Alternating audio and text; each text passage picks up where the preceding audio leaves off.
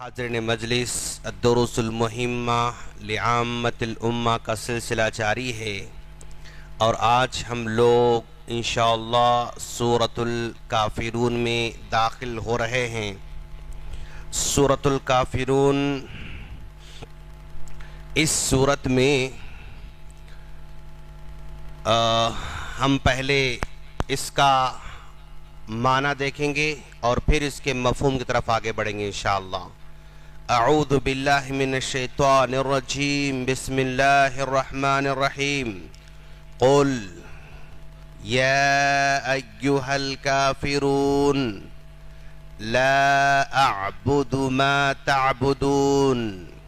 قل، اے نبی آپ کہہ دیجئے، یا ایہا الکافرون، اے اللہ کا انکار کرنے والے، لا اعبد ما تعبدون، تم لوگ جن کی عبادت کرتے ہو میں ان کی عبادت نہیں کرتا ہوں، وَلَا أَنْتُمْ عَابِدُونَ مَا أَعْبُدُ، اور تم جن کی بات کرتے ہو میں ان کی بات نہیں کرتا ہوں۔ تو اس صورت میں اللہ تبارک و تعالی ایک مرتبہ اللہ کا انکار کرنے والوں سے خطاب کر رہا ہے، اس کے بعد ایک سینٹنس کو دو مرتبہ دہرا گیا ہے اور پھر آخر میں ایک سینٹنس ہے کہ لکم دینکم ولی دین۔ دراصل اللہ کے رسول صلی اللہ علیہ وسلم کے پاس کچھ کفار آتے ہیں اور آ کر کہتے ہیں کہ اے محمد، یہ روز روز کا اختلاف، یہ روز روز لڑائی جھگڑا، اس کو ہم ختم کر دیں گے، کلوز کر دیں گے، ایک معاہدہ کر لیں گے، ایک اگریمنٹ کر لیں گے، اس کے بعد ہم دونوں سکون سے رہ سکتے ہیں۔ تو اللہ کے رسول نے کہا اچھا کیا ہے وہ معاہدہ، کیا ہے اگریمنٹ؟ تو انہوں نے کہا ایک کام ایسا کریں گے، 6 مہینے ہم آپ کے رب کی عبادت کریں گے اور 6 مہینے آپ ہمارے معبود کی بات کیجئے، مسئلہ ہی ختم ہو جائے گا۔ 6 مہینے ہم آپ کے رب کی بات کریں گے اور 6 مہینے آپ ہمارے معبودوں کی بات کر لیجئے، مسئلہ ہی ہمارا ختم ہو جائے گا۔ تب اللہ کے رسول صلی اللہ علیہ وسلم پر یہ صورت نازل ہوتی ہے، اے اللہ کے انکار کرنے والوں، لا اعبد ما تعبدون، میں عبادت نہیں کر سکتا، آج بھی نہیں کرتا، کل بھی نہیں کرتا، مرتے دم تک بھی نہیں ہو سکتا اور قیامت تک بھی نہیں ہو سکتا، اس کے بعد بھی نہیں ہو سکتا۔ لا اعبد ما تعبدون، تم جن جن کی بھی عبادت کرتے ہو اللہ کو چھوڑ کر ہم ان کی بات نہیں کر سکتے۔ وَلَا أَنْتُمْ عَابِدُونَ مَا أَعْبُدُ، اور مجھے یہ بھی کلیئر ہے کہ میں جس کی عبادت کرتا ہوں، میں جس اللہ کی بات کرتا ہوں اس کی تم لوگ بھی نہیں کرتے۔ وَلَا أَنْتُمْ عَابِدُونَ مَا أَعْبُدُ، اور یہ بھی یقین ہے، پھر دوبارہ اسی سینٹنس کو دہرایا گیا ہے کہ تم اس کی بات نہیں کر سکتے جس کی میں بات کرتا ہوں، لکم دینکم ولی دین، آپ کے لیے آپ کا دین ہے، میرے لیے میرا دین ہے۔ اس طرح حتمی فیصلہ اللہ تبارک و تعالی نے ان لوگوں کو سنانے کے لیے اس سورت اللہ نازل فرمائے۔ کیسے خطاب ہے؟ اے اللہ کے انکار کرنے والوں۔ جنرلی اللہ تبارک و تعالیٰ کا قرآن مجید کے اندر جو میتھڈ ہے، جو انداز ہے، وہ یا ایوہ الناس کا ہے، اے لوگو، اے لوگو، اے لوگو، ہمیشہ وہ یا ایوہ الناس سے خطاب کرتا ہے۔ یہاں پر اللہ تعالیٰ یا قل یا ایوہ الکافرون کہا، اے اللہ کا انکار کرنے والو۔ اس ورڈ کو اللہ تبارک و تعالی قرآن مجید کے اندر بھی بار بار استعمال نہیں کیا، اور ہم لوگوں کو بھی بار بار سامنے والوں کو اے کافر، اے کافر، اے کافر ایسے استعمال نہیں کرنا ہے۔ ہاں، کیا وہ کافر نہیں ہے؟ کیا اللہ کا انکار کرنے والا نہیں؟ اللہ کا انکار کرنے والا ہے، لیکن اس کو اللہ تعالیٰ یا ایوہ الناس کا، اے لوگوں کہا، اے لوگوں کہا، اے لوگوں کہا۔ تم بار بار اللہ کا انکار کرنے والوں کو اگر خطاب کرو گے تو وہ اللہ کے انکار میں مزید تشدد برتنا شروع کرے گا، مزید جو ہے وہ یعنی وہ اپنے انکار میں اور شدت برتنا شروع کرے گا. جیسے کسی ایک آدمی مان لو فار ایگزامپل یہ چور ہے، اب جب ملاقات کریں گے اے چور اے چور اے چور اے چور بولیں گے تو اپنی چوری میں اور بڑھتا جائے گا اور بڑی بڑی چوری کرنا شروع کرے گا اور اپنی چوری میں جو ہے وہ مزید شدت برتنا شروع کرے گا. تو اے کافروں کہہ کر خطاب کرنا دعوت کے میدان میں یا داعی ہونے کے ناطے مدعو قوم کو جو اللہ کا انکار کرتے ہیں ان لوگوں کے لیے ہمیشہ ورڈ یہ سوٹیبل نہیں ہو سکتا، یہ ورڈ مناسب نہیں ہے. اے کافرو اے کافرو اے کافرو یہ نہیں کہا جا سکتا. اے انسانوں اے انسانوں اے انسانوں، یہ اللہ تبارک و تعالیٰ کا خطاب ہے. اور پیارے نبی صلی اللہ علیہ وسلم نے بھی اپنے 23 سالہ دعوتی جو ہے نبوت کی زندگی میں بھی اے کافرو اے کافرو اے کافرو ایسا کبھی نہیں کہا، حالانکہ وہ کفر کرنے والے ہیں، حالانکہ وہ انکار کرنے والے ہیں. آپ نے اپنی زندگی میں بھی اپنی دعوت کے اپنی نبوت کی زندگی میں بھی آپ نے لوگوں سے اے کافرو کہہ کر آپ نے خطاب نہیں فرمایا. تو یہ کافر کو اے کافرو کہنے سے یہاں پر گریز کیا جا رہا ہے، لیکن بڑے افسوس کی بات ہے کہ آج ایک مسلمان اپنے دوسرے مسلمان بھائی کو کفر کا فتویٰ لگانے میں پیچھے نہیں ہٹ رہا ہے.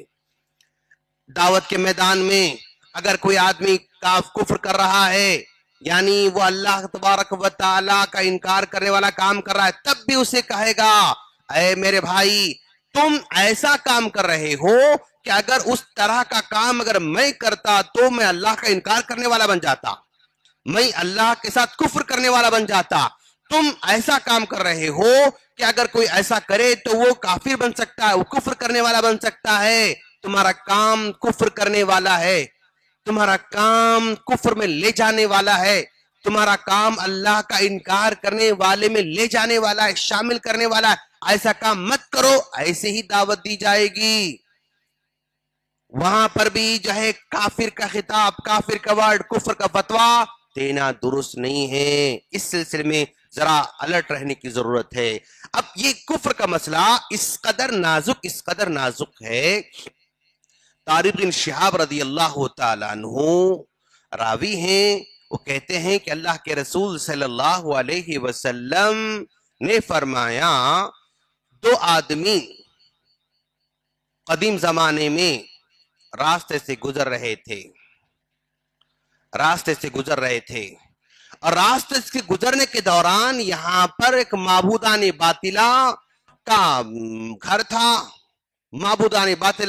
تھا اور جب یہاں پر ایک پجار بیٹا ہوا ہے، اس کا جو ہے نگران بیٹا ہوا ہے، یہاں سے جو بھی گزرتا اس سے کہتا ہے کہ اس معبودان باطل کے نذرانہ چڑھاؤ تو تمہیں آگے جانے کی پرمیشن ملے گی، اگر تم نہیں چڑھاؤ گے تو تمہیں آگے جانے کی پرمیشن نہیں. تو یہ دونوں کے دونوں جا رہے ہیں اور یہ کہہ رہے ہیں کہ بھائی اگر ہم چڑھانا چاہیں تو ہمارے پاس کچھ بھی نہیں ہے، ہم کیا کریں؟ تو اس نے کہا اگر تمہارے پاس کچھ بھی نہیں تو کم سے کم ایک مکھی مار کر نذرانہ چڑھاؤ اور چلے جاؤ. تو ان میں سے ایک نے مکھی ماری فوراً اور نذرانہ چڑھا دیا، تو اس کے نگران نے اس کو آگے بڑھنے کی پرمیشن دے دی. دوسرے نے کہا نہیں، میں اللہ کے علاوہ دوسروں کے لیے ایک مکھی بھی نذرانے کے طور پر نہیں دے سکتا، ایک مکھی بھی میں نذرانے کے طور پر، قربانی کے طور پر، عبادت کے طور پر میں پیش نہیں کر سکتا. تو اس کے نگران نے اس کو مار دیا، قتل کر دیا. کیسا زمانہ تھا! ایک مکھی بھی اگر ہم اس کے نذرانے میں نہیں دے رہے ہیں تو جان دینا پڑتا تھا. جان دے دیا اس نے، جان دے دیا. تو اللہ کے رسول صلی اللہ علیہ وسلم نے فرمایا جو مکھی دے کر اپنی جان بچایا وہ سیدھے جہنم میں چلا گیا، اور جو مکھی دینے سے انکار کر کے اپنی جان دے دیا اور وہ سیدھے جنت میں چلا گیا. اس قدر نازک مسئلہ ہے. ایک مکھی بھی آدمی غیر اللہ کے نام پر چڑھا نہیں سکتا. بکرے چڑھا رہے ہیں، چادریں چڑھا رہے ہیں، اور نہ جانے کس قدر جو ہے لوگ کر رہے ہیں. ان کو دین سمجھنے کی ضرورت ہے. ان کو دین سمجھنے. آج سب سے بڑا جو مسئلہ ہے نا, جو سمجھانے کے لیے ضروری ہے, حکمت سے سمجھانے کی ضرورت ہے کہ بھائی ایک طرف ایمان کے ہیں اور ایک طرف کفر کے بہت سارے مسائل ہیں, ان کے بہت سارے تہوار آتے رہتے ہیں, مسلمانوں کے بہت سارے عید آتے رہتے ہیں. تو جب تہوار آتا ہے تو ایمان والا اس تہوار والے کو مبارکبادی دے رہا ہے, مبارکبادی دے رہا. کیا یہ مبارکبادی دینا صحیح ہے؟ مبارکبادی دینا اس غیر اللہ کے تہوار سے رضامندی کی علامت ہے. ہاں آپ جو کر رہے ہو نا بہت اچھا ہے, میں بہت خوش ہوں, میں رضامندی کی علامت ہے. یہ تہوار پر یہ مبارکبادی دینا ایمان والے کے درست نہیں ہے, درست نہیں ہے. کیا کرے گا؟ ان کو سمجھائے گا کہ دیکھو بھائی آپ کے ساتھ ہمارے کاروبار ہیں, بالکل ہم ایمانداری سے کاروبار کریں گے. آپ کے ساتھ دوستی ہے, دوستی ہماری واقعی رہے گی. آپ کے ساتھ اٹھنا بیٹھنا ہے, بالکل ٹھیک ہے. آپ کے ساتھ کھانا پینا ہے حلال مال کے ذریعے, بالکل ٹھیک ہے. ہمارے سارے رشتے جیسے ہیں ویسے ہی رہیں گے, لیکن اس معاملے میں ہمیں آپ سوری رکھیں, اس معاملے میں آپ ہمیں سوری رکھیں. یہ معاملے سے آپ ایکسپیکٹیشن مت کریں. اور جس طرح آپ اگر ہماری تہوار پر مبارکباد دیتے ہیں تو ٹھیک ہے, وہ آپ کی مرضی ہے, لیکن آپ کے کفر و شرک کے معاملے میں, آپ کی عبادتوں کے معاملے میں اگر ہماری مبارکبادی یا ہماری شرکت یا ہماری دعائیں یا ہمارے اور کوئی اس میں آپ اس میں امید مت رکھیے, لیکن ہمارے سارے رشتے, ساری دوستی, سارا کاروبار, سارا بزنس, سارا اگریمنٹ, سارا معاہدہ وہ بالکل پکا رہے گا. سمجھانے کی ضرورت ہے. اب جیسے کوئی فار ایگزامپل اگر قربانی کر رہا ہے, مسلمان قربانی کر رہا ہے, تو کیا وہ اپنی قربانی میں مسلمان اس کو شرکت کی دعوت دیتا ہے؟ ضرورت نہیں. ہماری قربانی ہمارے ساتھ, آپ کی قربانی آپ کے ساتھ, ہماری بات ہمارے ساتھ, آپ کی بات آپ کے ساتھ. عبادات کے معاملے میں, اللہ کے ساتھ شرک کرنے کے معاملے میں ہماری شرکت یا ہماری مباحثت اس کی توقع نہ رکھیں. اس کے لیے کیا حکمت ہو سکتی ہے, کیا طریقہ ہو سکتا ہے, کیا میتھڈ ہو سکتا ہے, کیا اچھا انداز ہو سکتا ہے, وہ اچھا انداز اپنا کر ان کو مطمئن کرنے کی ضرورت ہے, سمجھانے کی ضرورت ہے. ورنہ اگر یہ سمجھیں کہ بھائی دیکھو, ہاں جس طرح ہم تمہارے پاس رمضان میں ٹوپی پہنے, تم ہمارے پاس ہمارے تہوار میں آ کے تم بھی شرکت کرو, یہ امید رکھ سکتے ہیں. تم کیسے مسلمان ہیں؟ ہم تو آ رہے نا, ہم تو جا رہے نا, ہم تو تمہارے پاس آ رہے ہیں, تم ہمارے پاس کیوں نہیں آتے؟ یہ کوشچن بار بار آ سکتا ہے اور آئندہ آنے والا بھی ہے. لیکن امت کے لوگ جو سمجھدار ہیں, جو سمجھانے کے قابل ہیں, ان کو اچھے طریقے سے میسج دینے کی ضرورت ہے. اس کی کمی ہے. اس کی کمی ہونے کی وجہ سے کیا کہتے ہیں اس کو, یہ دوری بڑھتے جاتی, نفرت بڑھتے جاتی, یا اور غلط فہمی بڑھتے. غلط فہمی کو دور کرنا آج امت کے دانشوروں کا کام ہے. غلط فہمی کو دور کرنا ضروری ہے. کس طرح کر سکتے ہیں؟ کیا بہترین طریقہ یوز کر سکتے ہیں؟ جس کے پاس جو طریقہ ہے اس کو لے کر یعنی غلط فہمی کو دور کرنے کی ضرورت ہے. لکم دینکم ولی دین, آپ کے لیے آپ کا دین ٹھیک ہے, ہمارے لیے ہمارا دین ٹھیک ہے. لیکن کیا ٹھیک ہے بول کر ٹوٹلی ان کو دین کو سمجھانے چھوڑ دیں گے؟ نہیں. دیکھو یہ میرے پاس اچھائی ہے, آپ اس اچھائی پر غور کیجئے, اس اچھائی کا مطالعہ کیجئے, اس اچھائی پر سوچئے, اس اچھائی کو دیکھیے, اس اچھائی کو پرکھیے, اس اچھائی کو جو ہے یعنی آپ جو ہے اس پر سٹڈی کیجئے. دعوت دی جائے گی. دعوت دینا نہ ان کے پاس غلط ہے نہ ہمارے پاس غلط ہے, تو دعوت دینا غلط نہیں ہے, لیکن شرکت کرنا یہ غلط ہے. ہم اللہ سے دعا کرتے ہیں اللہ تعالی ہم تمام کو اللہ کی توحید کو بہتر طریقے سے کیسے سمجھا جا سکتا ہے وہ سمجھانے کی طاقت ہم تمام کو عطا فرمائے. غلط فہمی کو دور کرنے کے جو طریقے اور سلیقے ہو سکتے ہیں اس کو ہمیں اپنانے کی توفیق عطا فرمائے, اور خود بھی شرک سے دور رہنے کی توفیق عطا فرمائے. آمین. سبحانک اللہم بحمدک اشہد ان لا الہ الا انت استغفرک و اتوب الیک. السلام علیکم ورحمۃ اللہ وبرکاتہ.